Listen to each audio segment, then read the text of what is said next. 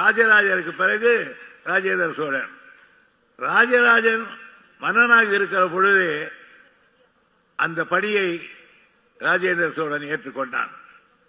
ஆனால் ராஜராஜருக்கு காந்தாலூர் சாலை வரையே சாலை ஆட்சி இருந்தது. ஆனால் அவருடைய மகன் ராஜேந்திரன் பர்மா வரையில் அல்ல, தாயிலிருந்து வரையிலே தன் ஆட்சியை நிறுவி காட்டியவன். இன்றைக்கு எழுதி வைத்துக் கொள்ளுங்கள், உதயநிதி ஒரு நாள் அத்தகைய ராஜேந்திர சோழனாக மாறுவார் என்பதை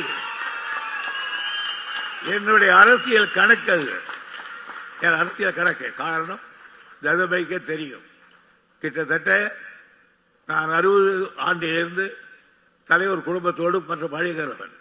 எனவே எனக்கு இப்பொழுது இருப்பதெல்லாம் இந்த கட்சியை தாங்கக்கூடியவர்கள் யார் யார் இருக்கிறார்கள் என்ற எண்ணம் தான். அதை கணக்கு போட்டு அவர் செய்கிற பொழுது பாராட்டுக்குரியதாக அமைந்திருக்கிறார். எதை செய்தாலும் உதயநிதி சரியாக செய்கிறார்.